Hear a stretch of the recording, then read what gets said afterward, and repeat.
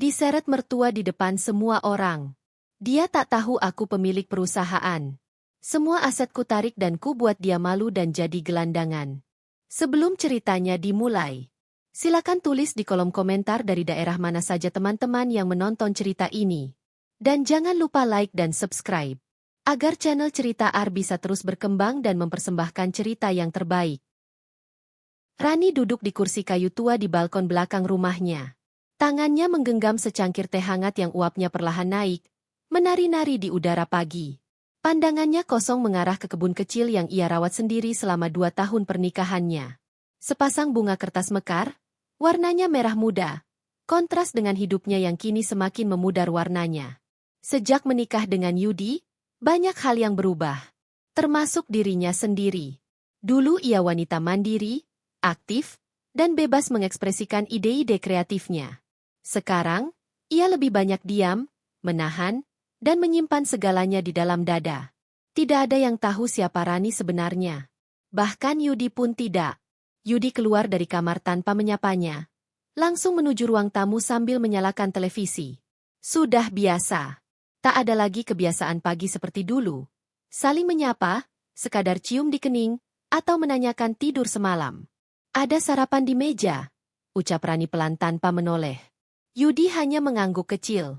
Tak ada ucapan terima kasih. Rani menarik napas pelan. Ia sudah terbiasa. Setelah sarapan, Yudi langsung keluar rumah. Katanya mencari pekerjaan. Namun Rani tahu kemana arah tujuannya. Biasanya ia akan berkumpul dengan teman-temannya di warung kopi ujung gang, bermain kartu dan berdiskusi tentang dunia usaha yang tak pernah mereka geluti dengan serius. Rani kembali ke dalam rumah, membereskan meja makan, mencuci piring, dan mulai bersiap untuk pergi ke kantor.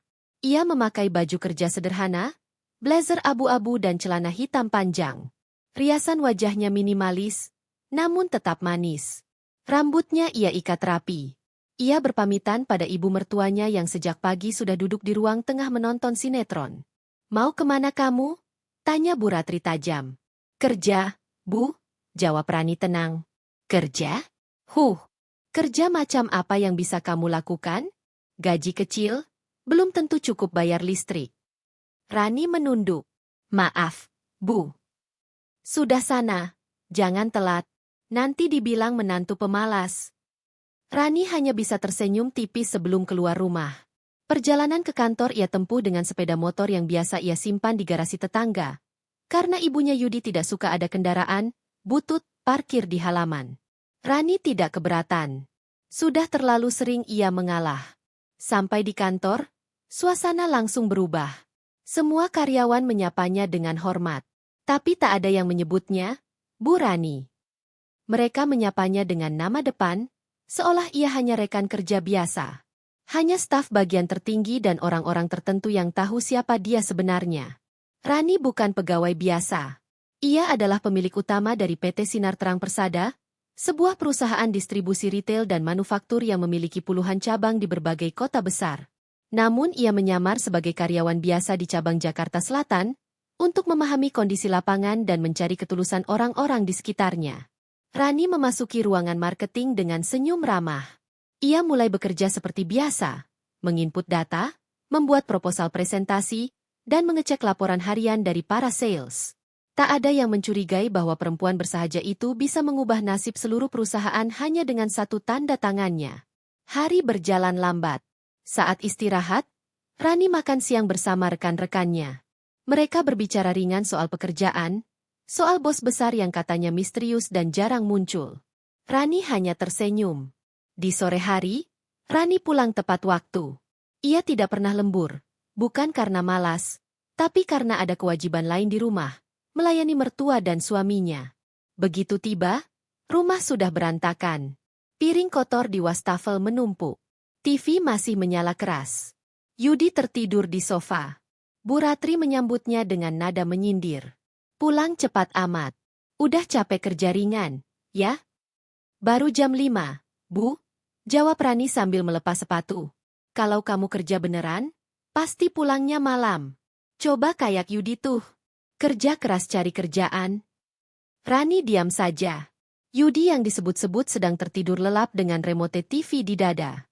Malam hari, setelah makan malam yang ia masak sendiri, Rani mencuci piring. Di luar, suara cengkerik mulai terdengar. Angin malam masuk dari jendela dapur. Ia memandangi air keruh di wastafel, dan merasa hatinya pun sudah sekeruh itu. Di kamar, ia menulis sesuatu di buku catatannya. Ia mencatat semua kejadian hari ini, perkataan mertuanya, sikap suaminya, dan reaksi hatinya. Ia ingin mengingat semua luka itu. Beberapa bulan lalu, Rani pernah mengatakan niatnya ingin membuka usaha kecil di rumah. Sebuah usaha catering, atau butik baju muslimah. Tapi Bu Ratri menolak keras. Katanya, wanita itu tugasnya melayani suami, bukan jualan. Jangan norak. Masa menantu saya jualan makanan? Apa kata orang nanti? Rani tak melanjutkan ide itu. Tapi diam-diam, ia tetap merintis usaha kecil secara online. Dengan menggunakan nama samaran dan alamat cabang perusahaan sebagai alamat pengiriman. Hari-hari terus berjalan seperti itu. Rani selalu jadi pelayan di rumah sendiri. Masak, mencuci, beres-beres, bahkan mengurus tagihan listrik dan air. Yudi tidak pernah menanyakan kondisinya. Bu Ratri tak pernah menghargai kehadirannya. Pernah suatu hari, Rani sakit demam tinggi. Tubuhnya menggigil. Tapi tetap bangun pagi untuk menyiapkan sarapan. Ketika ia terbaring di kamar, Bu Ratri malah membuka pintu dengan keras dan berkata, "Jangan pura-pura sakit. Anak saya itu butuh istri, bukan beban." Yudi datang, bukannya membela, malah berkata, "Ya jangan manja, Ran. Kamu kan wanita kuat," katanya. Rani hanya bisa menutup mata, menahan air mata yang nyaris jatuh. Satu-satunya hal yang membuatnya tetap bertahan adalah mimpinya. Ia punya misi besar yang belum selesai. Perusahaannya baru akan membuka cabang ke-50 tahun depan, dan ia ingin hadir langsung dalam prosesnya. Ia juga sedang mempersiapkan merger dengan perusahaan luar negeri. Semua itu ia lakukan diam-diam, dari balik tirai rumah tangga yang kelam. Setiap malam, Rani merenung. Kadang ia berpikir, apakah cinta memang harus begini? Apakah pengorbanan tak pernah dihargai? Apakah semua orang hanya melihat dari apa yang tampak di mata? Dia mencintai Yudi. Setidaknya dulu. Tapi kini yang tersisa hanya rasa kecewa yang terus mengendap. Apalagi saat ia tahu, Yudi diam-diam meminjam uang dari beberapa temannya, mengatasnamakan kebutuhan rumah tangga. Padahal untuk membeli barang-barang yang tidak penting. Sepatu branded, jam tangan mahal, bahkan sesekali karaoke bersama teman. Suatu malam, Rani masuk kamar dan menemukan struk pembelian online. Ia baca dengan saksama. Ada transaksi jutaan rupiah untuk sesuatu yang tidak pernah ia gunakan. Ia menahan diri. Belum saatnya ia bicara. Keesokan harinya, Yudi pulang membawa kabar, baik. Ia bilang sudah dapat tawaran kerja dari teman lamanya sebagai manajer pemasaran. Tapi sebelum bisa mulai kerja, ia butuh modal awal 30 juta. Rani tahu, itu hanya akal-akalan. "Ran, kamu bisa pinjemin aku 30 juta, enggak? Anggap aja investasi. Bulan depan aku balikin," kata Yudi santai. Rani tersenyum. "Uangnya buat apa?" "Buat setoran awal. Nanti aku dibagi hasil tiap bulan," jawab Yudi enteng. "Kamu yakin ini bukan tipu-tipu? Aku baru dapat info dari Pak Dani, katanya kamu udah pernah ditawari ini tahun lalu. Tapi kamu tolak." Yudi terdiam. Matanya berkedip cepat. "Kamu nyari tahu aku?" "Aku cuma khawatir," jawab Rani tenang. Yudi marah. Ia membanting pintu dan meninggalkan rumah. Rani kembali duduk di balkon, dengan teh hangat yang sudah menjadi dingin. Ia mulai mencatat kembali semua ini. Tak ada emosi, hanya catatan-catatan kecil yang suatu hari akan berguna. Hari berikutnya, Bu Ratri marah karena listrik rumah sempat padam. Katanya, "Rani telat bayar. Gaji kecil, sok-sokan hidup. Ini rumah anak saya, kamu itu cuma numpang, ngerti?" teriaknya. Rani memejamkan mata. Rumah ini memang atas nama Yudi, tapi seluruh cicilan dan uang muka dibayar dari tabungannya sendiri. Tabungan yang ia kumpulkan sejak muda, saat merintis bisnis dari nol. Saat semua sudah tidur, Rani membuka laptopnya. Ia mengecek laporan keuangan perusahaan. Semua stabil. Ia mengirim pesan pada asistennya di kantor pusat, meminta laporan mingguan dan rencana pembukaan cabang baru. Tak ada yang tahu bahwa wanita yang dicaci dan dianggap tak berguna di rumah adalah otak di balik perusahaan bernilai miliaran itu. Hidupnya ibarat dua dunia. Siang ia menjadi wanita tak berharga di mata keluarga suami, malam ia menjadi pemimpin yang dihormati banyak orang. Dan kini, satu persatu, ia mulai mencicil rencana besar yang sudah ia pendam sejak lama. Mengembalikan harga dirinya, bukan dengan membalas, tapi dengan membuka mata mereka tentang siapa dia sebenarnya. Rani sedang menyetrika pakaian ketika suara ketukan pintu menggema dari arah depan rumah. Ia menoleh cepat, menyeka keringat di dahi, lalu melangkah ke pintu dengan hati-hati. Saat dibuka, tampak seorang wanita setengah baya dengan riasan menor dan baju berpayet emas berdiri dengan senyum tipis. "Oh, Tante Erna," ucap Rani, sedikit terkejut. Rani, ini kamu, ya?" Jawab wanita itu sambil menatap Rani dari atas ke bawah dengan sorot mata menilai. "Tante kira kamu pembantu rumah ini." Rani tersenyum menahan perih. "Silakan masuk, Tan." Baru saja Erna duduk, Bu Ratri keluar dari dalam dengan sorakan manja. "Erna udah lama banget nggak main ke sini," serunya, memeluk sahabat lamanya dengan suara cempreng khasnya. "Ayo, kita ngobrol di dalam. Biar si Rani yang buatkan teh." Seketika itu juga, Rani kembali ke dapur. Ia menyeduh teh sambil memaksa bibirnya tersenyum. Ia tahu, hari ini akan menjadi hari panjang. Bu Ratri selalu senang pamer di depan teman-temannya, terutama soal pernikahan anaknya dengan Rani. Tapi bukan pamer yang membanggakan. Justru, yang ia banggakan adalah betapa malangnya punya menantu seperti Rani. Dari ruang tengah terdengar suara tawa renyah mereka. Lalu perlahan suara itu berubah menjadi lirikan sinis. "Dia itu kerja," katanya. "Tapi kok nggak kelihatan hasilnya? Sampai-sampai, listrik sempat mau diputus kemarin. Malu aku, Eren. Masa menantu nggak tahu diri begitu?" ujar Bu Ratri keras, sengaja agar terdengar oleh Rani di dapur. Iya, aku ngerti banget. Anak zaman sekarang tuh, Ratri, kalau nggak dikerasin, bisa numpang hidup terus." Timpal Tante Erna tertawa. "Makanya, aku sering bilang ke Yudi, masih bisa dicari yang lebih layak. Tapi anakku itu, dasar nurut aja sama cewek. Padahal banyak yang antri jadi istrinya." Mereka tertawa bersama. Rani diam saja. Ia membawa teh ke meja tamu, meletakkannya dengan hati-hati.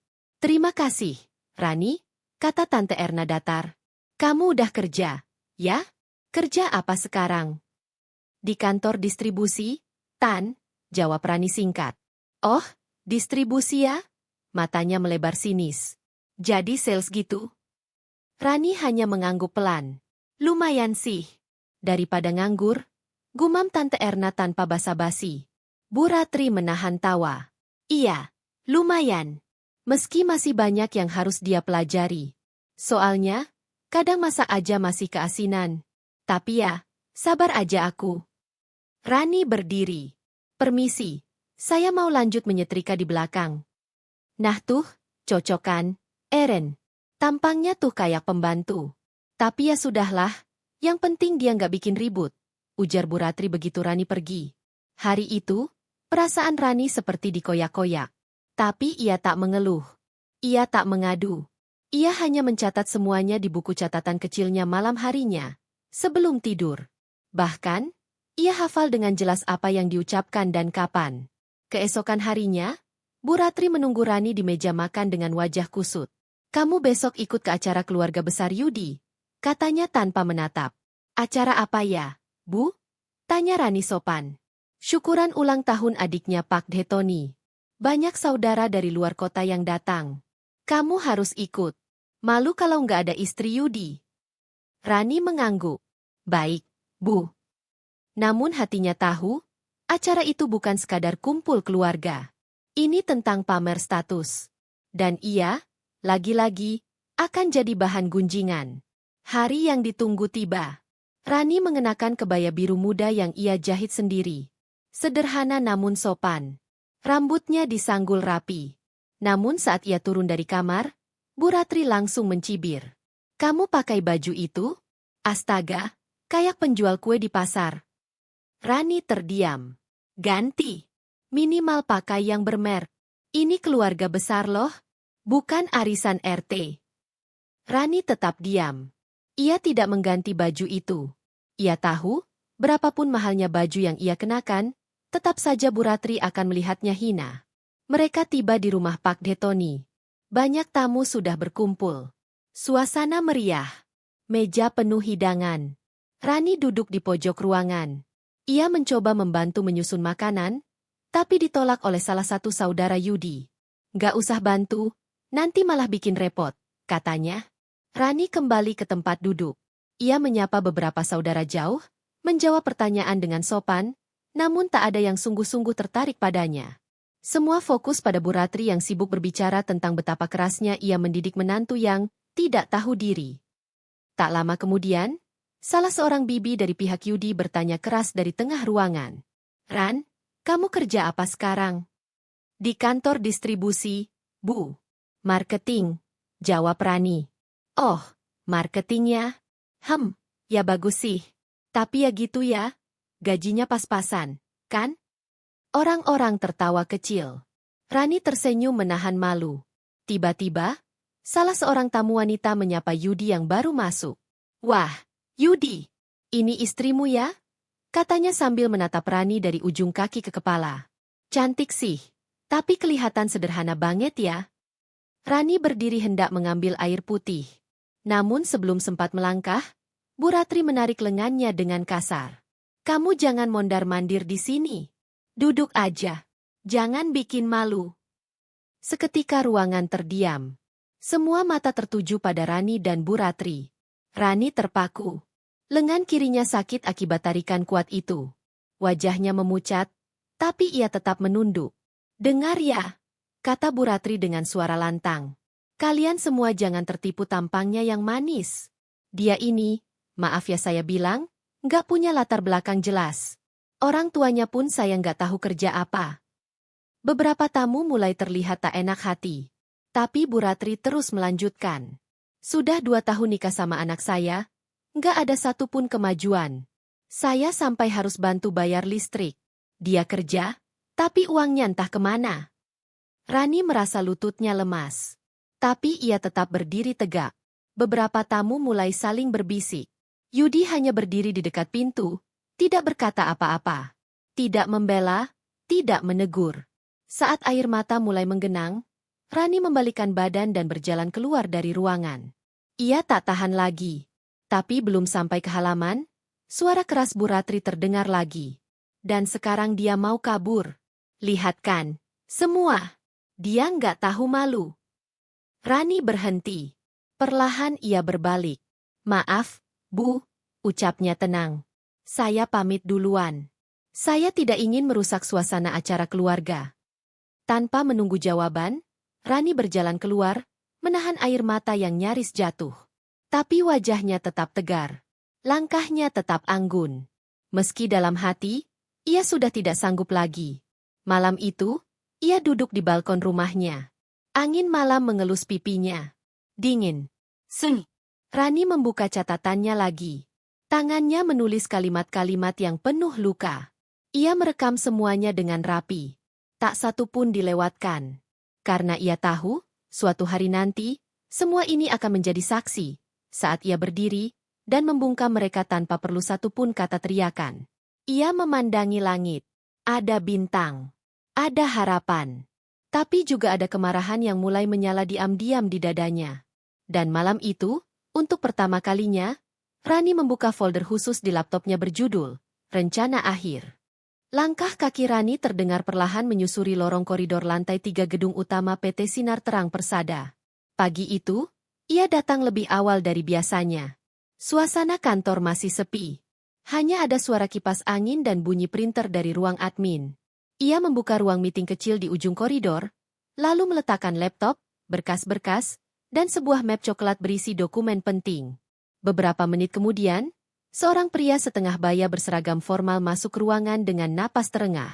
Maaf, Bu Rani.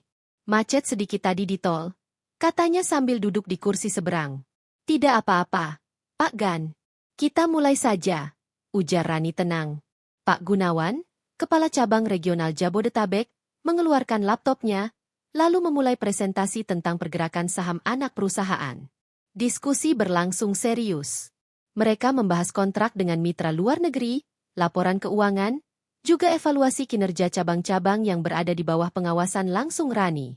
Sesekali Rani mencatat sesuatu di iPad-nya. Pandangannya fokus, nada suaranya tegas. Tak ada jejak kelembutan yang biasa muncul di rumah. Di ruangan itu, Rani adalah penguasa. Dialah pemegang saham mayoritas sekaligus pendiri perusahaan tersebut. Banyak orang tidak tahu. Bahkan sebagian manajemen tingkat 2 pun hanya menganggapnya sebagai pemilik warisan dari keluarga kaya. Mereka tidak tahu bahwa dulu, Rani memulai semua ini hanya dengan modal 4 juta rupiah dan sebuah ruko kecil yang ia sewa di kawasan Tanah Abang. Ia membangun bisnis dari nol. Menjual alat-alat rumah tangga secara online, mengantar sendiri pesanan ke rumah pelanggan, bahkan sempat menjadi reseller di marketplace hanya demi memutar modal. Ia ditolak berkali-kali oleh investor. Disepelekan karena perempuan. Tapi ia tak pernah berhenti. Rani memimpin rapat selama 2 jam penuh. Tak ada satupun pembicaraan yang meleset dari topik. Ia tahu semua detail perusahaan, mulai dari alur distribusi barang, margin keuntungan, hingga konflik antar staf. Ia membaca semua laporan tanpa perlu kacamata. Setelah rapat, ia kembali ke ruangannya. Sebuah ruang kerja minimalis berdesain modern, tersembunyi di balik label, Divisi Operasional Lapangan. Tak ada nama di pintu. Tidak ada gelar. Hanya papan biasa, tempat ia bisa bekerja tanpa sorotan. Ia membuka emailnya. Ada laporan pengeluaran terakhir untuk kantor pusat, juga konfirmasi undangan dari kementerian terkait proyek CSR mereka di daerah tertinggal. Ia menyusun balasan dengan cepat. Jarinya menari di keyboard tanpa jeda. Pukul 11 siang, asisten pribadinya, Farah, mengetuk pintu. Maaf mengganggu, Bu. Tim desain dari cabang Bekasi sudah di lobi. Mereka ingin bertemu sebentar soal branding ulang outlet, kata Farah. Suruh naik ke ruang meeting. Saya akan ke sana sebentar lagi, jawab Rani. Farah mengangguk, lalu berlalu. Rani menyandarkan tubuh sejenak. Ia menatap foto kecil di atas meja kerjanya. Foto ayahnya. Sosok yang dulu selalu berkata, kalau kamu ingin dihormati, jangan minta. Jadilah orang yang pantas dihormati. Ayahnya sudah tiada. Namun kata-kata itu terus hidup dalam ingatan. Rani tak pernah sekalipun membawa-bawa nama keluarganya ke dalam bisnis. Ia ingin semua berdiri karena dirinya sendiri, bukan karena warisan atau koneksi. Saat jam makan siang tiba, Rani keluar kantor lewat pintu belakang. Ia berjalan kaki menuju warung kecil di seberang gedung. Tempat yang sering ia datangi sejak awal membangun perusahaan. Bu Rani, biasa ya? Sapa Mbak Yuli, pemilik warung. Iya, nasi sayur lodeh dan tahu gorengnya, jawab Rani sambil tersenyum. Ia duduk di pojok. Tak ada meja khusus, tak ada fasilitas mewah. Tapi ia merasa tenang di situ. Di antara aroma masakan sederhana dan suara motor lalu lalang, ia merasa kembali jadi dirinya sendiri. Sambil makan, ia membuka HP. Sebuah pesan masuk dari manajemen pusat. Kontrak merger dengan PT Mekar Indah dari Surabaya sudah final. Perlu kehadiran langsung Ibu Rani untuk tanda tangan di minggu depan. Ia mengetik balasan cepat. Saya akan ke Surabaya hari Jumat. Tolong pastikan dokumen lengkap dan akomodasi disiapkan. Setelah makan, ia kembali ke kantor. Sepanjang sore, ia fokus menyusun laporan distribusi untuk ekspansi ke Kalimantan. Ia mengecek jalur pengiriman, vendor lokal, hingga logistik pelabuhan. Menjelang jam 5, ia berpamitan pada Farah. Saya pulang dulu. Kalau ada hal darurat, hubungi saja seperti biasa. Baik, Bu, jawab Farah sopan. Namun begitu sampai di luar kantor, wajah Rani kembali berubah. Ia melepaskan sepatu haknya, menggantinya dengan sandal biasa. Ia membuka blazer dan menggulung lengan kemejanya. Seakan kembali menjadi wanita biasa. Ia kembali ke rumah menggunakan ojek online, turun di ujung gang seperti biasa, lalu berjalan kaki menyusuri jalanan sempit. Begitu tiba di rumah, suara cempreng mertuanya menyambut. Dari mana aja kamu? Masak baru pulang jam segini? Keluarga orang pada pulang jam 3. Rani meletakkan tasnya pelan. Tadi ada kerjaan tambahan, Bu. Kerjaan apaan? Kamu tuh ngaku aja. Jangan-jangan ke mall ya? Dandan segala. Coba aja kamu masak. Biar saya nggak usah repot-repot ngurus rumah. Rani langsung masuk ke dapur. Di sana, tumpukan piring kotor menanti. Ia menyingsingkan lengan baju, lalu mulai mencuci sambil menahan isak yang nyaris keluar. Tak lama kemudian, Yudi pulang. Ia masuk rumah sambil membawa kantong plastik berisi rokok dan camilan. Ran, besok ibu minta kamu ikut arisan RT. Tapi jangan malu-maluin, ya. Kamu dandan yang rapi. Jangan pakai baju lusuh. Rani terdiam. Yudi duduk di sofa, memainkan HP-nya, lalu berkata santai, "Oh ya, aku pinjam ATM kamu ya. Tadi uangku kepake bayar pulsa." "Buat apa, Mas?" "Beli bensin motor," jawab Yudi enteng. Rani mengambil dompet dari tasnya dan menyerahkan kartu ATM tanpa bicara banyak. Ia tahu, uang di dalamnya bukan uang receh. Itu rekening utama perusahaan. Tapi ia juga tahu, jika menolak, Yudi akan marah dan mulai menyebutnya istri tak berguna. Malam itu, Rani menghabiskan waktu di kamarnya. Ia membuka kembali laptopnya, mengecek semua data klien dan investor. Laporan pengiriman barang dari gudang Cilegon juga ia tinjau ulang. Ia bekerja dalam diam, sementara di luar kamar, terdengar suara tertawa Yudi dan ibunya menonton sinetron. Beberapa hari kemudian, Rani menghadiri undangan makan malam eksklusif dari Asosiasi Pengusaha Muda di sebuah hotel bintang 5. Ia hadir sebagai perwakilan pemilik perusahaan. Namun ia datang sendiri, tanpa didampingi siapapun. Bahkan Farah tidak tahu bahwa malam itu, Rani akan diberi penghargaan sebagai entrepreneur wanita terbaik tahun ini. Panggung megah, lampu sorot, kamera media. Rani berdiri anggun mengenakan gaun biru gelap. Rambutnya ditata sederhana. Saat namanya dipanggil, semua tamu berdiri dan bertepuk tangan. Namun di balik senyumnya, Rani tahu, penghargaan ini belum sebanding dengan luka yang ia telan setiap hari di rumah. Setelah acara usai, ia turun dari panggung, kembali mengganti gaunnya dengan baju sederhana, dan pulang naik taksi ke rumah. Begitu membuka pintu rumah, ia melihat Bu Ratri duduk di kursi dengan ekspresi masam. Lama banget pulangnya. Kayak orang kerja shift malam. Rani hanya tersenyum. Ia menyimpan penghargaan itu di dalam lemari, di balik tumpukan baju kerja. Tak ada yang tahu. Tak perlu ada yang tahu. Tapi dalam hati, perlahan ia mulai menyusun sesuatu. Sesuatu yang besar. Sesuatu yang akan membuat semua orang tahu siapa Rani sebenarnya. Suasana pagi itu tampak biasa saja di rumah Bu Ratri. Dapur dipenuhi aroma tumisan bawang dan sambal terasi yang sedang dimasak Rani sejak subuh. Tangannya sibuk mengiris mentimun dan menyiapkan meja makan, sementara mulutnya diam. Yudi masih tertidur di kamar, dan Bu Ratri duduk di ruang tamu, menonton sinetron pagi sambil sesekali menggerutu soal listrik yang sempat turun malam sebelumnya. "Ran, ini kenapa dispenser nggak dingin airnya? Kamu isi pakai air sumur ya?" Serunya keras dari balik pintu ruang tengah. "Air galon belum datang, Bu. Barusan saya pesan," jawab Rani dari dapur. "Kenapa sih kamu nggak bisa mikir cepat? Udah tahu air habis? Pesan dari semalam kek. Jangan nunggu-nunggu." Rani tak membalas.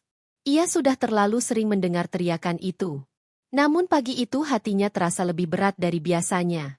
Hari ini adalah hari ulang tahun keponakan Yudi, anak dari kakak perempuannya, dan seluruh keluarga besar dari pihak suaminya akan hadir. Acara diadakan di sebuah ballroom hotel berbintang, dan mereka diminta tampil rapi dan sopan. Sejak 2 hari sebelumnya, Bu Ratri sudah mewanti-wanti Rani untuk tidak membuat malu.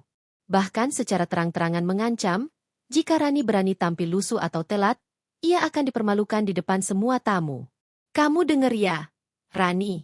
Di acara nanti itu ada saudara-saudara dari luar kota. Mereka semua orang penting, nggak kayak kamu. Jangan sampai ada yang nanya kamu kerja apa terus kamu jawab, marketing biasa. Lagi. Memalukan," ujar Bu Ratri malam sebelumnya. "Kalau ditanya, jawab aja kamu bantu-bantu di rumah. Jangan bilang kamu kerja, apalagi ngaku-ngaku punya jabatan. Siapa juga yang percaya?" Pagi itu Rani mengenakan tunik putih bersih dengan celana kulot hitam dan kerudung krem. Wajahnya hanya dipoles tipis.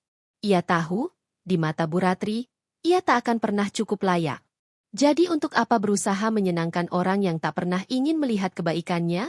1 jam sebelum acara, Yudi baru bangun. Ia bersiul sambil mengambil pakaian yang sudah disetrika Rani. "Ran, nanti kamu jangan duduk dekat aku ya. Duduk aja sama ibu atau bantu panitia deh. Aku mau ngobrol sama saudara-saudara cowok," katanya sambil berdandan. Rani tak menjawab. Ia hanya mengangguk pelan sambil melipat kain serbet yang akan dibawa ke acara. Mobil sewaan datang. Mereka berangkat bersama. Rani duduk di belakang bersama Bu Ratri, sementara Yudi menyetir di depan. Sepanjang perjalanan, Bu Ratri tak henti-hentinya memberi arahan, lebih tepatnya peringatan. "Kamu jangan ikut-ikut ngobrol ya. Jangan senyum-senyum sama sepupu Yudi. Mereka itu orang kota semua. Udah biasa bergaul sama yang selevel. Jangan sok tahu soal makanan. Jangan ambil duluan di prasmanan. Tahan diri kamu. Kalau ada yang tanya, bilang aja kamu bantu-bantu di rumah." Setiap kalimat menusuk seperti jarum. Tapi Rani tetap diam. Ia sudah terbiasa. Begitu tiba di ballroom hotel, suasana ramai. Meja bundar disusun rapi, hiasan balon dan bunga tersusun elegan. Musik anak-anak terdengar lembut dari pengeras suara. Para tamu sudah mulai berdatangan. Rani menunduk dan mempersilakan mertuanya jalan lebih dulu. Di dalam ruangan, beberapa tamu menyapa Bu Ratri dan Yudi dengan hangat. Mereka memuji penampilan Yudi, menanyakan kabarnya, membicarakan bisnis yang katanya sedang dijajaki Yudi. Sebuah kebohongan yang selalu Yudi ulang demi terlihat berwibawa. Tak lama kemudian, seorang wanita muda dengan gaun mahal menghampiri. Ini pasti istrinya Yudi ya?" Tanya wanita itu sambil memandang Rani dari atas ke bawah. "Kok sederhana banget, ya? Saya kira istri Yudi itu modis." Bu Ratri tertawa. "Iya, ini Rani. Dia emang gak suka dandan. Saking sederhananya, kadang orang nyangka dia pembantu loh." Tawa itu menyesakkan dada Rani. Ia menunduk, berpura-pura sibuk mengecek tas kecilnya. Tak lama kemudian, seorang bibi dari pihak keluarga besar menghampiri. "Ran, kamu kerja di mana sekarang?" tanyanya sambil tersenyum. Rani sempat berpikir untuk menjawab jujur. Tapi sebelum sempat berbicara, Bu Ratri menyela cepat. "Dia bantu-bantu aja di rumah. Ya namanya juga perempuan, ngurus suami lebih penting daripada karir." Beberapa orang di sekitar tertawa sopan. Rani menatap lurus ke lantai, menelan ludah yang pahit. Acara dimulai. Saat pembawa acara memanggil keluarga inti ke depan untuk sesi foto, Rani ikut berdiri. Tapi Bu Ratri memanggilnya cepat. "Kamu ngapain ikut ke depan? Ini sesi keluarga inti." "Tapi saya kan istri Yudi, Bu," jawab Rani pelan. "Istri aja belum tentu keluarga inti." "Sudah, kamu duduk aja." Suara itu cukup keras untuk didengar beberapa tamu. Beberapa menoleh dengan tatapan bingung. Yudi hanya tertawa kecil. Tidak membela, tidak menghampiri. Rani kembali duduk di kursi belakang. Di tangannya, ponselnya bergetar. Sebuah pesan dari asistennya masuk.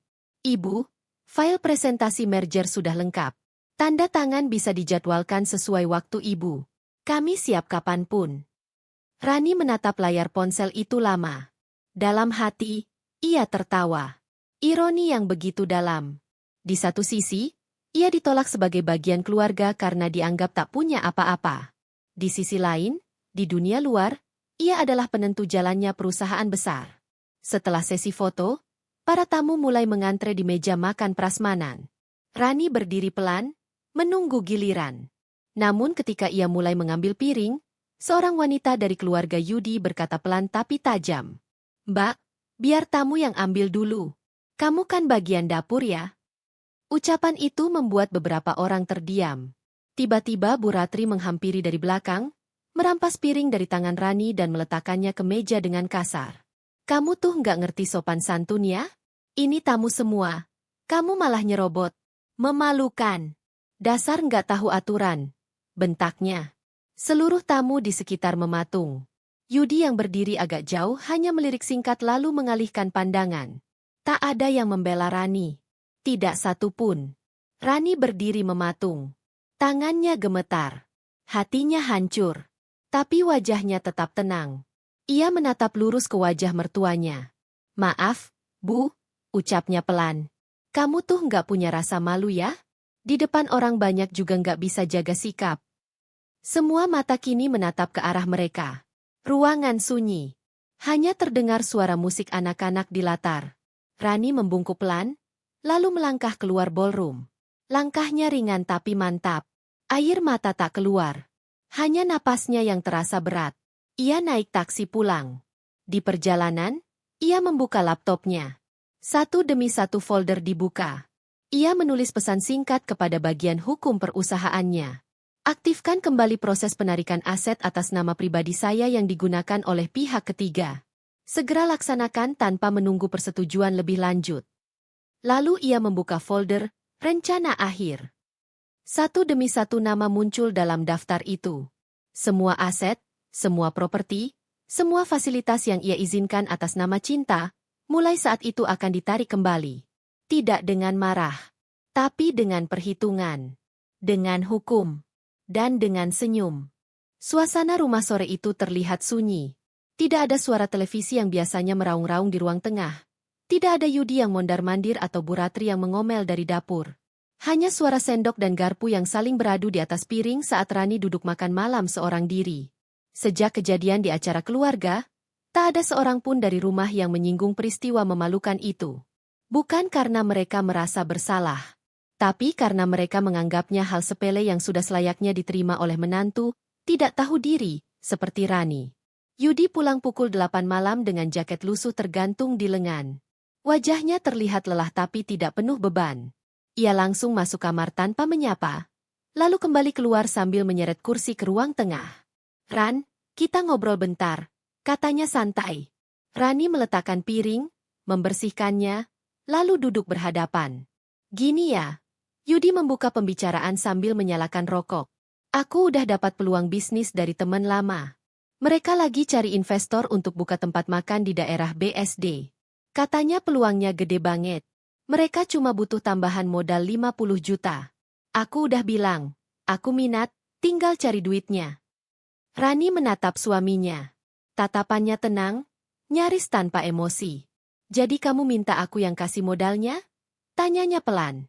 Iya. Tapi bukan minta kok. Ini investasi. Kamu bakal balik modal dalam waktu 5 bulan. Temanku udah jamin. Bahkan kalau bisa, kamu ambil aja 70% keuntungannya. Aku cukup 30%. Lalu kenapa bukan kamu yang cari modal sendiri? Bukannya kamu bilang beberapa waktu lalu sedang proses jadi manajer di perusahaan distribusi? Yudi tertawa canggung. Itu batal. Ternyata nggak cocok sistemnya.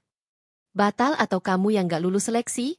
Tanya Rani tajam, untuk pertama kalinya. Yudi mendelik. Kenapa kamu jadi nyolot, sih? Aku kan cuma minta bantuan. Kamu istri aku, Ran. Wajar dong. Rani mengangguk kecil. Baik. Nanti aku pikirkan. Yudi mengangkat bahu, lalu kembali masuk kamar sambil menguap keras. Rani diam. Tangannya mulai membuka laptop. Folder yang sejak beberapa waktu lalu hanya disimpan sebagai rancangan kini mulai ia buka satu persatu. Lembar demi lembar dokumen terbuka. Sertifikat rumah, surat kendaraan, rekening tabungan bersama, rekening cadangan, surat pengalihan hak usaha, dan dokumen kepemilikan properti di Cibubur. Semua atas nama Rani. Semua digunakan oleh Yudi dan ibunya selama ini tanpa mereka tahu sumbernya. Setiap aset itu kini telah dikunci aksesnya. Esok paginya, Rani pergi ke kantor hukum milik partner lamanya. Ia disambut dengan hangat, duduk di ruang rapat pribadi, dan mulai membacakan daftar aset yang akan ia tarik. Saya tidak akan menuntut mereka secara hukum. Tapi saya ingin semua yang pernah saya berikan, baik atas nama suami saya maupun ibunya, saya cabut, ujarnya tenang. Saya ingin proses ini berjalan legal, elegan, tanpa kegaduhan. Pengacara itu mengangguk. Tentu, Bu. Tapi jika mereka menolak, kami punya kekuatan hukum untuk mengeksekusinya. Dan saya ingin itu dilakukan tepat waktu. Mulai minggu depan, mereka tidak boleh lagi menggunakan rekening, kendaraan, atau tinggal di rumah saya. Semua atas nama saya. Hari-hari berikutnya, pergerakan dimulai. Tanpa diketahui Yudi dan Bu Ratri, Rani memutuskan jaringan listrik rumah mereka dan mengalihkannya ke alamat Rani yang baru. Ia sudah diam-diam membeli apartemen kecil dengan akses privat. Ia juga memblokir kartu kredit atas namanya yang biasa digunakan Yudi untuk transaksi online. Mobil yang selama ini digunakan Bu Ratri diam-diam ditarik oleh leasing yang bekerja sama dengannya, dengan alasan masa pinjam sudah habis. Suatu pagi, saat hendak pergi arisan, Bu Ratri keluar rumah dengan riasan lengkap. Namun saat hendak masuk ke mobil, kendaraan itu sudah tak ada di garasi. "Yudi, mobil kita mana?" teriaknya panik. Yudi keluar dengan rambut masih berantakan. Ia celingukan ke arah jalan. Tadi malam masih ada. Beberapa menit kemudian, surat penarikan aset dari leasing datang. Bu Ratri membacanya dengan wajah merah padam. "Apa-apaan ini?" "Atas nama Rani, mobil itu punya dia." Yudi merebut surat itu, membaca cepat, lalu menatap ibunya dengan tatapan syok. "Selama ini mobil ini atas nama Rani?" "Iya, Mas." Rani keluar dari dapur dengan ekspresi datar. "Bukan cuma mobil, tapi rumah ini, listrik, rekening, bahkan ponsel yang Mas pakai sekarang, semua atas nama saya." "Apa?" seru Bu Ratri. Yudi terdiam. Wajahnya pucat. Rani meletakkan surat tambahan di meja. "Mulai minggu depan, rumah ini akan dijual. Saya beri waktu 7 hari untuk mengosongkan tempat." Bu Ratri melotot. "Kamu berani ya? Kamu perempuan gak tahu diri. Kamu mau buang anakku setelah kamu bikin dia nyaman hidup." Rani menatapnya lurus. "Saya tidak membuang siapapun. Saya hanya mengambil kembali apa yang memang milik saya. Karena selama ini, ibu dan anak ibu hanya tahu menerima, tanpa pernah bertanya dari mana datangnya semua kemewahan ini." Yudi mencengkeram pinggiran meja. "Jadi, kamu pemilik semua ini? Selama ini?" Rani tersenyum tipis. "Saya sudah diam cukup lama, Mas. Sekarang giliran saya bicara." Yudi mulai kehilangan kesabaran. "Jadi kamu sengaja ngerjain aku? Kamu biarin aku dihina keluargaku sendiri? Kamu biarin ibuku ngelecehin kamu tiap hari?" "Bukan sengaja," jawab Rani. "Tapi saya ingin tahu, siapa yang benar-benar melihat saya sebagai manusia, bukan sebagai mesin uang." Bu Ratri menjatuhkan gelas di meja. "Kamu perempuan sialan. Kamu kutukan di keluarga ini." "Kalau memang begitu," Rani berdiri perlahan, "lebih baik kutukan ini pergi dari rumah ibu." Tanpa menunggu jawaban, Rani melangkah keluar. Ia naik mobil lain yang sudah menunggunya di depan gang. Mobil pribadi dengan sopir berseragam. Hari itu, Rani kembali ke kantor pusat. Ia menandatangani kontrak merger yang membuat perusahaan miliknya makin tak terbendung. Ia bahkan mendapatkan tawaran investasi dari luar negeri. Tapi yang paling ia tunggu bukanlah hasil usahanya, melainkan hari ke-7. Hari ketika keluarga yang telah menghina dan memperlakukannya seperti budak harus mengemasi koper dan keluar dari rumah yang selama ini mereka injak tanpa tahu siapa pemilik sesungguhnya. Dan hari itu akan segera tiba. Hari ke-7 datang seperti vonis. Matahari belum tinggi, tapi suasana di rumah Yudi sudah panas. Pagi itu, 2 orang petugas datang membawa surat resmi. Surat yang selama ini tak pernah dibayangkan oleh Yudi akan tergeletak di meja makan rumahnya sendiri. Surat pengosongan properti. Rumah yang selama ini mereka tinggali bukan milik Yudi, bukan juga milik almarhum ayahnya, melainkan atas nama penuh, Rani Oktaviani. "Mohon maaf, Pak. Sesuai kesepakatan pemilik dan hasil mediasi hukum, rumah ini harus segera dikosongkan. Kami hanya menjalankan tugas," ucap salah satu petugas dengan sopan. Yudi berdiri di depan pintu dengan wajah bingung. "Tapi ini rumah saya. Saya tinggal di sini dari dulu. KTP saya alamatnya di sini." "Benar, Pak. Tapi atas nama legal, rumah ini milik Nyonya Rani. Dan sesuai berkas perjanjian, hari ini adalah batas terakhir yang diberikan untuk pengosongan." Bu Ratri yang duduk di kursi ruang tengah tampak gemetaran. Pipinya memerah, riasan wajahnya tampak luntur oleh peluh dan tangis. Di tangannya, selembar surat legalitas properti bergetar hebat. "Ini nggak mungkin. Ini rumah anak saya. Anaknya Pak Gunawan. Kami tinggal di sini sejak Yudi masih kecil. Petugas tetap tenang. Izin menanggapi, Bu. Tapi dalam dokumen sertifikat, rumah ini tercatat sebagai properti pribadi yang dibeli oleh Nyonya Rani 2 tahun lalu dengan lunas. Tidak ada catatan bahwa ini rumah warisan atau hibah. Yudi mencengkeram kepalanya. Jadi selama ini, rumah ini dibeli sama Rani? Dengan uang dia? Betul, Pak, jawab petugas dengan singkat. Tangis Bu Ratri pecah. Ia terduduk di lantai, menepuk-nepuk pahanya seperti kehilangan akal. Anak haram. Perempuan sialan. Hina. Kurang ajar. Keluarga saya dihancurkan. Yudi tak sanggup berdiri. Ia duduk di lantai, memegangi kepala sambil mengingat semua yang selama ini telah ia dan ibunya lakukan terhadap Rani.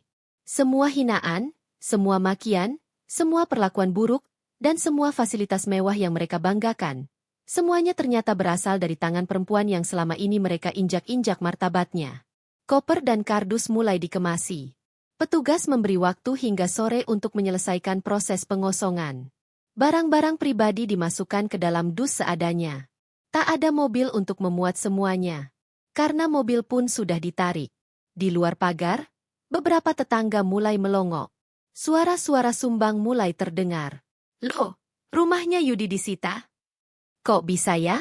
Katanya punya warisan. Jangan-jangan istrinya yang punya semuanya. Sore harinya, Yudi dan Bu Ratri keluar dari rumah dengan wajah kusam. Kardus dan koper mereka susun seadanya di pinggir jalan, menunggu tumpangan. Tapi tidak ada yang datang. Rani bahkan tidak muncul. Tidak ada amarah dari Rani. Tidak ada makian. Tidak ada caci maki balasan. Hanya ketenangan yang menyakitkan. Yudi akhirnya menghubungi sepupunya, meminta menumpang tinggal untuk sementara. Tapi jawaban yang didapat, wah, maaf banget, Di. Rumah lagi renovasi. Mungkin bisa cari kontrakan dulu, ya? Begitupun dengan 2 saudara lainnya. Tak satu pun yang bersedia menampung. Semuanya menolak halus, tapi isinya sama, menjauh. Bu Ratri menggeret koper tuanya menyusuri trotoar. Kakinya pegal, sendalnya putus, dan wajahnya lelah. Untuk pertama kalinya dalam hidup, ia tidak tahu akan tidur di mana malam ini. Yudi mencoba menelepon teman-temannya, tapi tak satu pun yang mengangkat. Mereka yang dulu selalu mengajaknya nongkrong, bermain futsal, atau pamer bisnis bodong, kini lenyap tanpa jejak. Ia merasa dunia menolaknya dalam semalam. Hari demi hari, kehidupan Yudi berubah drastis. Setelah diusir dari rumah, ia dan ibunya tinggal di rumah kontrakan kecil milik seseorang yang kasihan melihat mereka. Satu kamar sempit, tanpa ranjang, hanya ada tikar dan bantal tipis. Dindingnya berjamur, atapnya bocor jika hujan. Bu Ratri tidak bisa tidur nyenyak. Tiap malam ia menangis, menyalahkan nasib dan mengutuk Rani dalam setiap desahnya. Tapi tak sekalipun ia menyebut kata maaf. Yudi mencoba melamar kerja, tapi ijazahnya hanyalah formalitas. Ia tidak punya pengalaman kerja yang stabil. Bahkan saat wawancara, tak satu pun HRD percaya bahwa ia mampu memimpin, karena sikap dan pembawaannya sama sekali tak mencerminkan profesionalitas. Maaf, kami mencari kandidat yang punya portofolio kerja. Anda terakhir kerja tahun berapa, Pak? Belum pernah kerja tetap. Tapi saya sering bantu istri. Di mana istri Anda bekerja? Di perusahaan distribusi. Perusahaan apa namanya? Yudi terdiam. Ia tahu. Dia tidak pernah tahu di mana tepatnya Rani bekerja, apalagi peran apa yang ia jalani. Dari hari ke hari, hidup makin terpuruk. Uang tabungan yang dulu diambil diam-diam dari rekening bersama sudah habis. Sekarang, untuk makan pun mereka bergantung dari warung pinggir jalan dan sedekah orang masjid. Rani, di sisi lain, tetap menjalani hari-harinya dengan tenang. Ia tidak pernah membalas hinaan Bu Ratri. Ia tidak pernah mempublikasikan fakta bahwa ia adalah pemilik utama perusahaan besar yang sekarang sedang ekspansi ke Malaysia dan Singapura. Ia juga tidak pernah membuka aib Yudi ke publik. Namun di balik ketenangannya, Rani menyimpan satu hal yang membuat semua itu pantas, harga dirinya yang tak bisa dibeli siapapun. Pada suatu malam, Rani duduk di balkon apartemen barunya, mengenakan piyama putih dengan secangkir teh melati di tangannya. Di hadapannya, laptop menyala menampilkan laporan keuangan triwulan terakhir. Semuanya hijau, stabil, dan tumbuh. Tiba-tiba ponselnya bergetar. Sebuah pesan masuk dari nomor yang dikenalnya. "Ran, aku minta maaf. Aku bingung harus kemana. Tolong, Ran, ibu udah sakit. Aku nggak punya uang buat beli obat." Rani menatap layar ponsel lama. Lama sekali. Lalu ia meletakkannya perlahan. Ia menutup laptopnya. Tidak membalas. Tidak membenci. Hanya menatap langit malam. Di sisi lain kota, Yudi terduduk di depan warung rokok. Wajahnya kotor, matanya sayu. Ia menunggu. Tapi pesan itu tak pernah dibalas. Ia memejamkan mata, menahan isak. Bu Ratri batuk-batuk di dalam kamar. Suaranya lemah. "Yud, kamu udah hubungi dia?" Dia bales. Yudi menunduk. "Belum, Bu." "Kamu bilang sama dia, minta tolong, bilang ibu mau mati." Yudi hanya diam. Karena ia tahu. Wanita yang dulu mereka hina, kini hidup sebagai ratu. Dan mereka hanya sisa-sisa masa lalu yang dibuang oleh takdir. Gedung utama PT Sinar Terang Persada tampak megah pagi itu. Lobi dipenuhi tamu undangan dengan jas dan busana formal, beberapa membawa map hitam dan laptop, sebagian lagi sibuk berbincang dalam lingkaran-lingkaran kecil. Hari itu adalah hari besar perusahaan.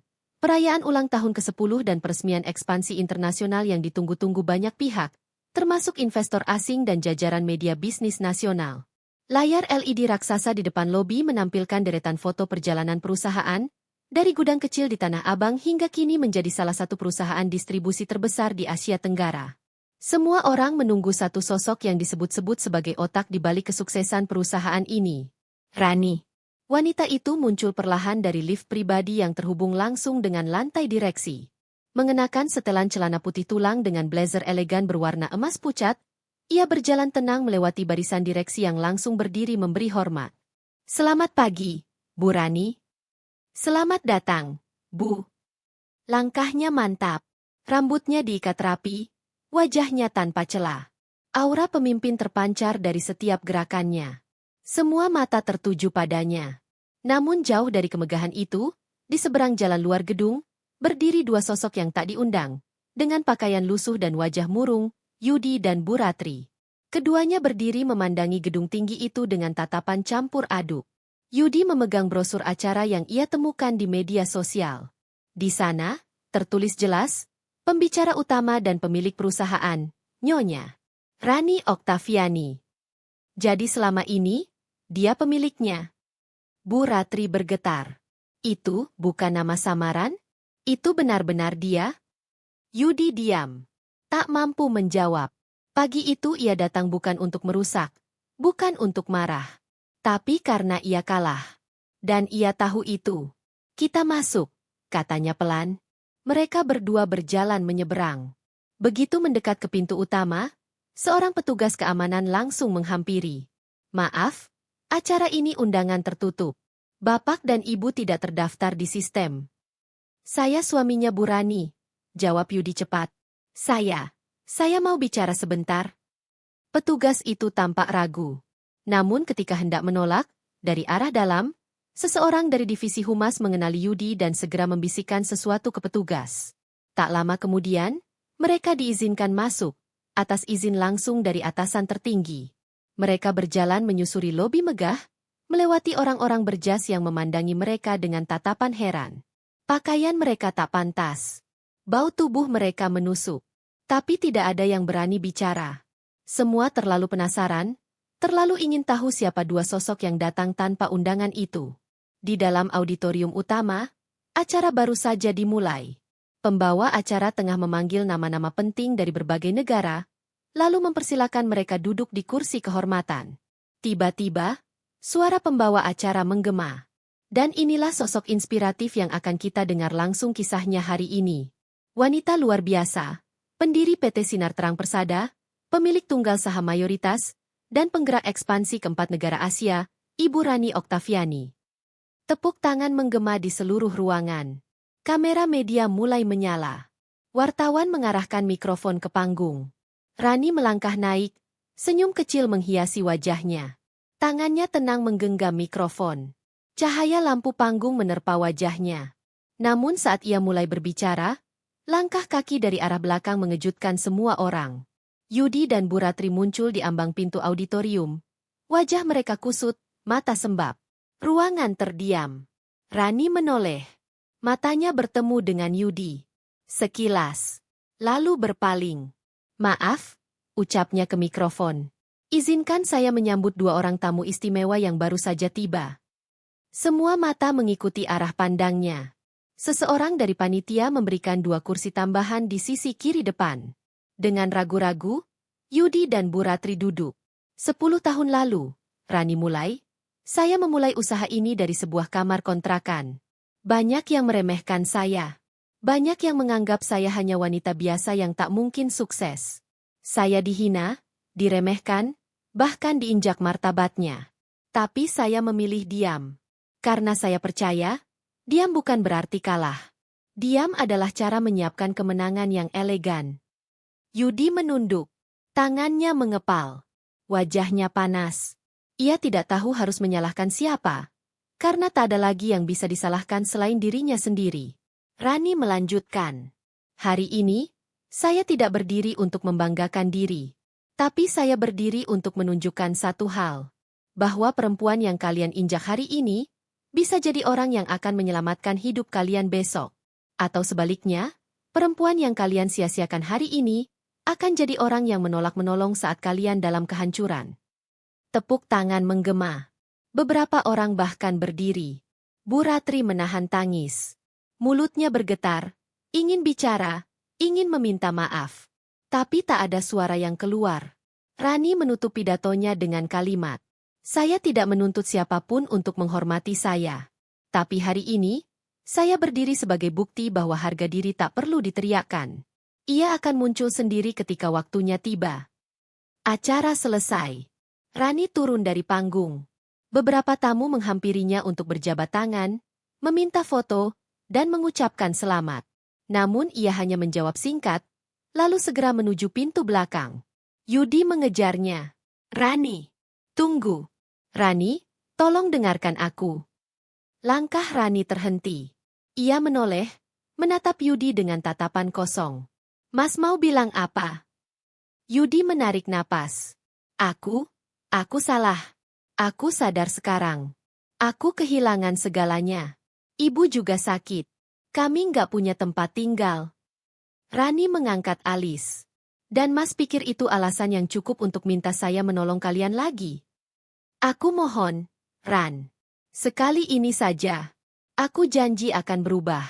Aku bakal kerja. Aku bakal minta maaf ke kamu setiap hari kalau perlu." Bu Ratri datang tertatih. "Rani, maafkan ibu. Nah, ibu sudah tua. Ibu nggak kuat hidup di jalan." Rani menatap mereka lama. Lalu berkata pelan namun dingin. "Saya pernah mencintai Mas Yudi. Saya pernah menghormati ibu. Tapi itu sebelum kalian menghancurkan harga diri saya setiap hari." "Apa kamu nggak punya hati?" seru Bu Ratri lirih. Rani tersenyum. "Saya punya hati.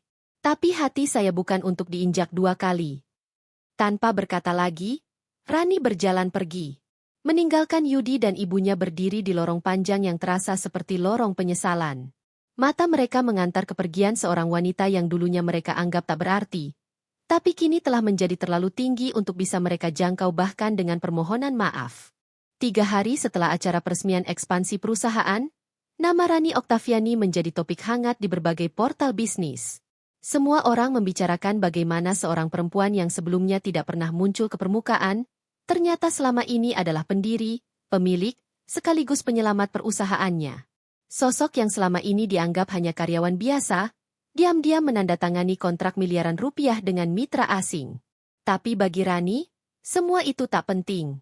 Ia bahkan mematikan notifikasi media sosial dan menolak tawaran wawancara dari stasiun televisi. Fokusnya hanya satu, menyelesaikan urusan terakhir yang menggantung di belakang. Hari itu, ia duduk di ruang kerjanya dengan tenang.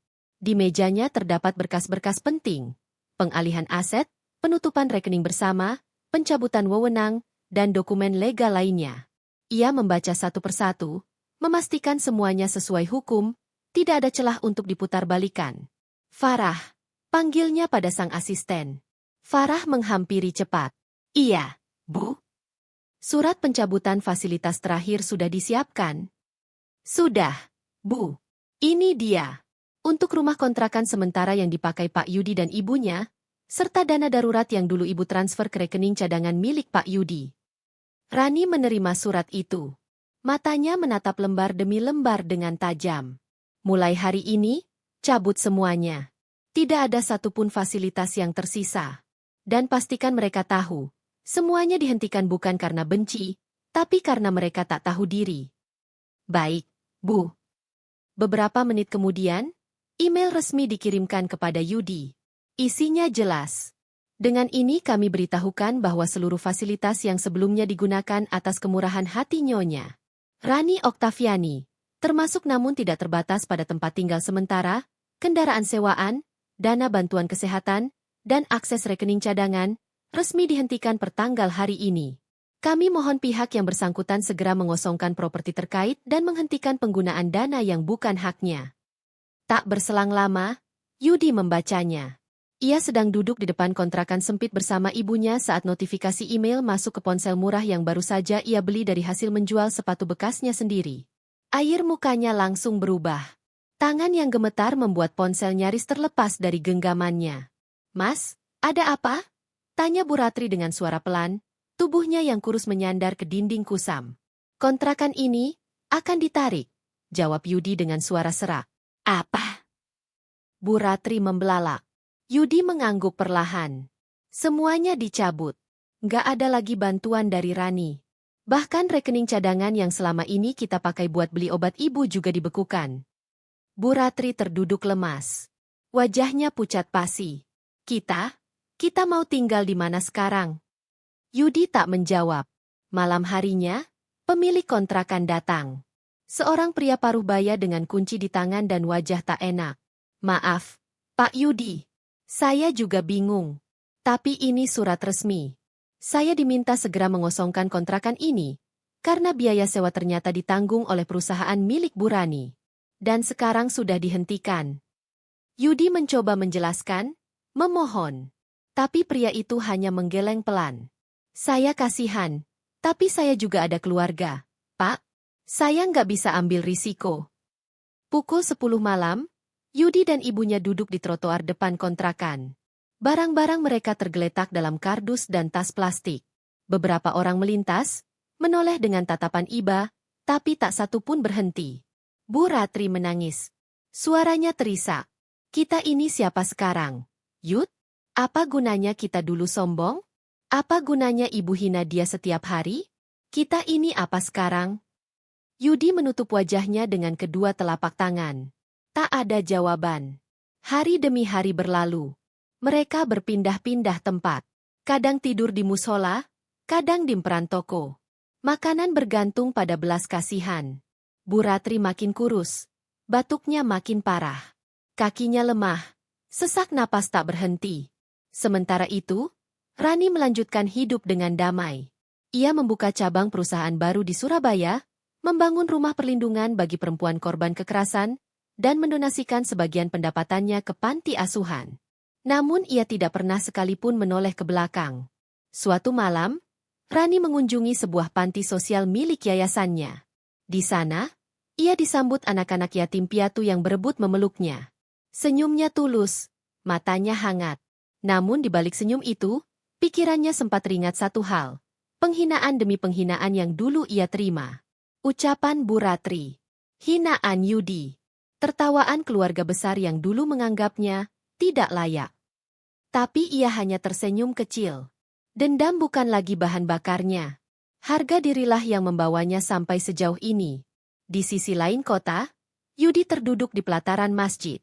Tangannya menengadah, berdoa. Wajahnya lusuh, matanya bengkak. Ia memohon, bukan untuk dikembalikan ke masa lalu, tapi untuk diberi jalan agar bisa menebus dosanya. Tapi ia tahu, tidak semua yang rusak bisa diperbaiki. Tidak semua luka bisa sembuh. Tidak semua kepercayaan bisa kembali. Keesokan harinya, surat resmi terakhir dari kantor hukum Rani dikirimkan ke tempat penitipan barang milik Yudi. Isinya hanya satu kalimat. Mulai hari ini, tidak ada lagi keterikatan hukum maupun personal antara Nyonya Rani Oktaviani dengan TN Yudi Gunawan dan Nyonya Ratri Sumarti. Segala bentuk komunikasi, permintaan bantuan, maupun pendekatan akan dianggap sebagai gangguan privasi. Yudi membaca surat itu lama, lalu menekuk kertas itu perlahan. Hujan turun deras sore itu. Dan untuk pertama kalinya dalam hidupnya, Yudi sadar, ia telah kehilangan satu-satunya hal berharga dalam hidupnya. Bukan harta, bukan rumah, tapi wanita yang pernah mencintainya lebih dari hidupnya sendiri, dan yang kini menolak-menoleh sekalipun. Siang itu udara terasa panas menyengat. Rani berdiri tegak di depan ruang rapat utama yang selama ini menjadi pusat kendali perusahaannya. Papan nama, PT Rani Sentosa Investama, yang terpasang megah di dinding luar tampak berkilau di terpa cahaya matahari. Karyawannya, yang sudah diberi arahan jauh-jauh hari, tampak siaga. Hari ini bukan hanya hari biasa, melainkan momentum balas dendam atas segala penghinaan yang selama ini ia telan bulat-bulat. Langkah Rani masuk ruangan rapat disambut sunyi. Seluruh direksi dan jajaran manajer berdiri memberi hormat. Di ujung meja rapat panjang itu, duduklah dua orang yang tidak menyadari bahwa jerat nasib tengah menyempit. Yudi dan ibunya, Bu Ratna. Keduanya mengenakan pakaian rapi, penuh percaya diri, seakan-akan mendapatkan posisi penting dalam perusahaan ini. Mereka tidak tahu. Mereka benar-benar tidak tahu siapa sebenarnya Rani. Kita mulai, ucap Rani dingin. Bu Ratna yang duduk dengan posisi kaki bersilang menyunggingkan senyum licik. Kamu yang memimpin rapat, Rani? Wah, pantas tadi wajahmu familiar. Tapi bukankah kamu hanya sekretaris di divisi akunting? Tidak biasanya sekretaris mengatur rapat direksi. Yudi terkekeh pelan. Kita lihat sajalah, MA. Mungkin dia cuma disuruh bacain laporan. Lagi pula, aku yakin pemilik perusahaan ini lebih tahu siapa yang layak duduk di jajaran penting, bukan? Rani tidak merespon. Ia hanya menoleh ke sekretarisnya dan mengangguk. Seketika layar besar di ruangan menyala, memperlihatkan struktur kepemilikan perusahaan. Di bagian atas, terpampang nama lengkap, Rani Ayu Pramudita, CEO pemilik saham 100%. Tawa Yudi terhenti. Senyum Bu Ratna perlahan luntur dari wajahnya. Apa maksudnya ini? Desis Bu Ratna. Rani, kamu pemilik perusahaan ini. Rani menoleh perlahan, tatapannya tajam menembus wajah pucat mereka. Selama ini kalian mengira aku siapa? Boneka? Pembantu? Menantu tak berguna? Yudi mulai tergagap. Rani, kita bisa bicara baik-baik. Aku sudah terlalu banyak bicara baik-baik. Yud. Suara Rani mulai bergetar. Dulu aku menerima semua penghinaanmu, ibumu. Aku hanya perempuan kampung di mata kalian. Tapi lihat sekarang. Tanpa kalian sadari, kalian telah diinjak oleh orang yang kalian rendahkan. Ruangan menjadi sangat sunyi. Para petinggi yang menyaksikan hanya bisa menunduk, menahan keterkejutan. Beberapa dari mereka bahkan sudah mengetahui siapa Rani sebenarnya, tapi tetap pura-pura demi skenario yang sudah ia siapkan hari ini. Rani berjalan pelan mengelilingi meja, mendekati Yudi dan ibunya. Ia membuka map berwarna hitam pekat yang ia bawa, lalu meletakkannya di depan Yudi. Ini surat pemutusan kerja. Mulai hari ini, kamu dan ibumu resmi dipecat dari perusahaan. Semua fasilitas yang kalian nikmati, mobil, rumah, kartu kredit perusahaan, akan ditarik dalam waktu 24 jam. Dan jangan coba-coba menunda. Bu Ratna mencak-mencak, berdiri sambil menghentakkan kakinya. Kamu tidak bisa melakukan ini. Aku ibu dari menantu CEO. Justru karena itu aku muak, jawab Rani dingin. Kalian pikir menikahi aku berarti bisa menguasai semua yang aku miliki? Kalian pikir bisa hidup mewah di atas kehinaan yang kalian beri padaku? Yudi mulai memohon, suaranya lirih. Rani, aku minta maaf. Aku hilaf. Aku tidak tahu.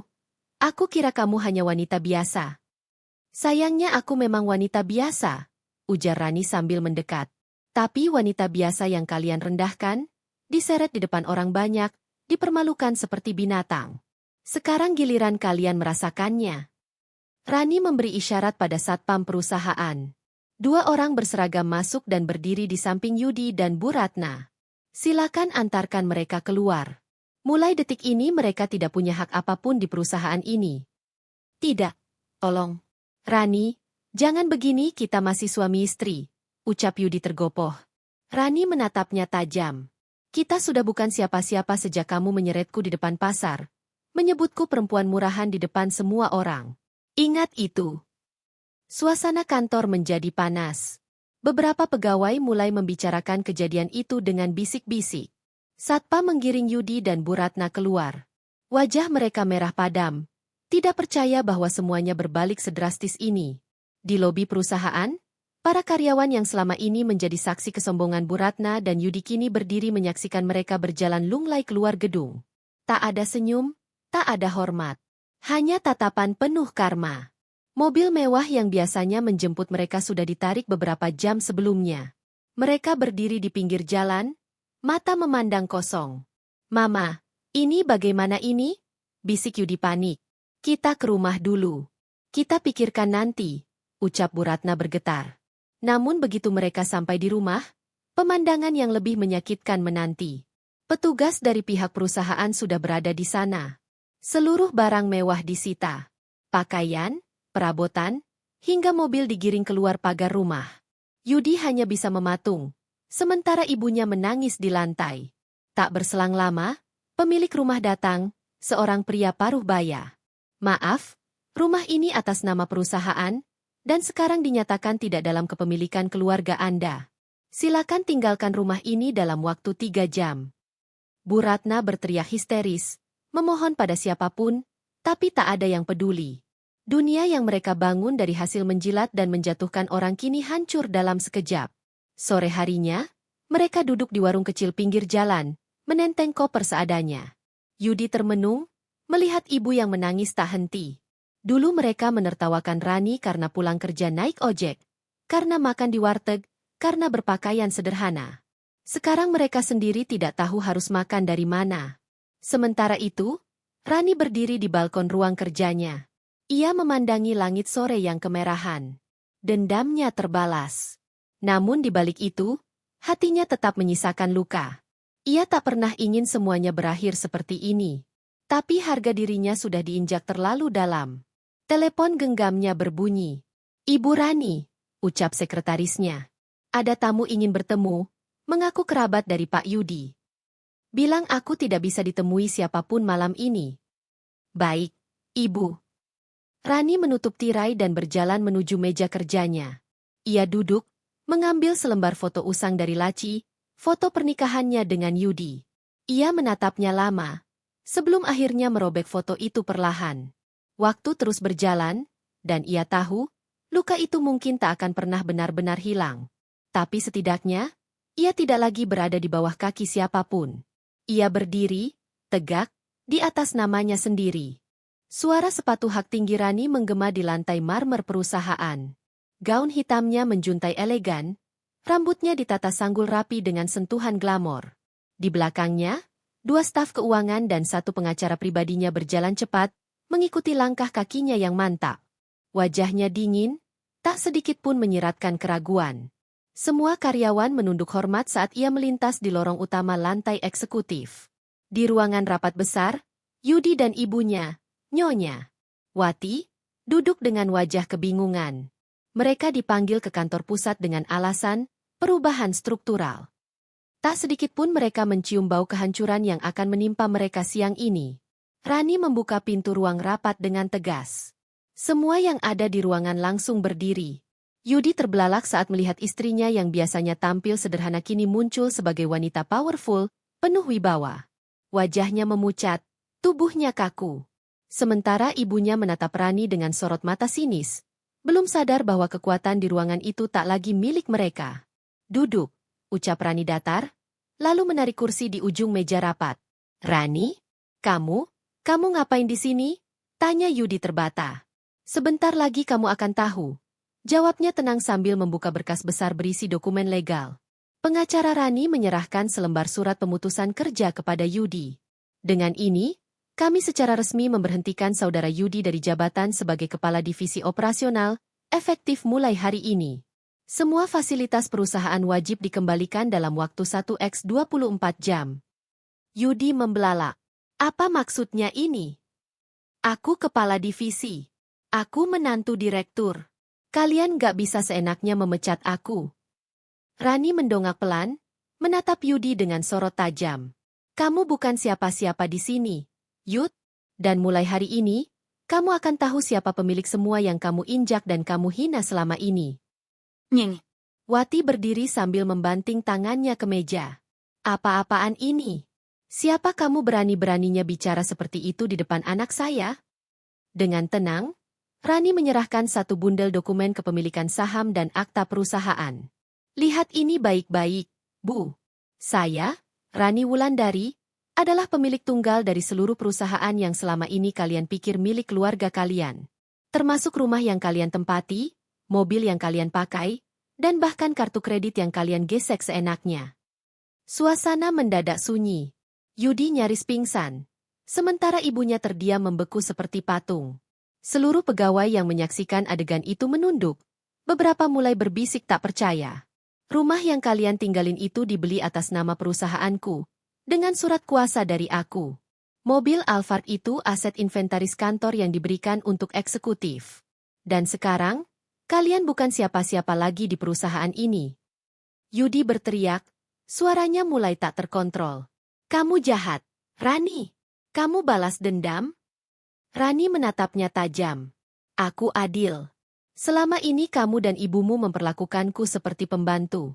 Kalian hina keluargaku, rendahkan aku, seret-seret aku di depan orang banyak tanpa rasa malu. Sekarang giliranku menunjukkan siapa yang seharusnya malu. Nyeng. Wati mulai menangis, suaranya melengking. Tolong, jangan usir kami tidak punya tempat lain. Rani berdiri dan menyentuh file terakhir di mejanya. Ini surat pengosongan rumah. Petugas sudah menunggu di depan gerbang rumah. Kalau kalian tidak keluar hari ini, aku akan ajukan gugatan pidana penggelapan aset perusahaan. Yudi jatuh terduduk di lantai. Ia menarik lengan celana Rani. Aku menyesal. Aku minta maaf. Rani menatapnya dari atas, tanpa perasaan. Kamu tidak menyesal. Kamu hanya takut kehilangan kemewahan. Kamu menyesal karena sekarang kamu tahu aku yang menghidupi kamu. Beberapa staf keamanan datang dan menggiring Yudi serta ibunya keluar dari ruangan rapat. Suara isak tangis nyonya Wati terdengar hingga lorong luar. Sementara Yudi, dengan mata merah dan wajah lusuh, hanya bisa menunduk, menahan rasa malu yang mencabik-cabik harga dirinya. Di luar gedung, wartawan sudah berkumpul. Entah dari mana bocornya kabar bahwa pemilik perusahaan Rani Group akan memberikan konferensi pers. Begitu Yudi dan nyonya Wati didorong keluar, blitz kamera menyala bertubi-tubi. Rani menyusul keluar beberapa saat kemudian, berdiri di depan mikrofon dengan tenang. Saya hanya ingin memberi pesan pada semua wanita yang pernah dihina, diremehkan, bahkan diseret secara fisik di depan umum. Hari ini, saya berdiri sebagai bukti bahwa tidak ada satupun luka yang tidak bisa dibalas dengan keberhasilan. Tepuk tangan meledak dari para staf dan beberapa karyawan wanita yang sebelumnya juga menjadi korban arogansi keluarga Yudi. Sore harinya, Rani kembali ke rumah.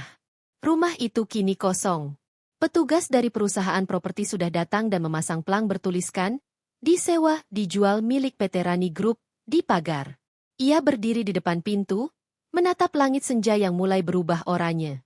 Hatinya tidak gembira, tapi juga tidak sedih. Hanya ada satu rasa, tenang. Ia sudah menyelesaikan apa yang dulu membuatnya terhina.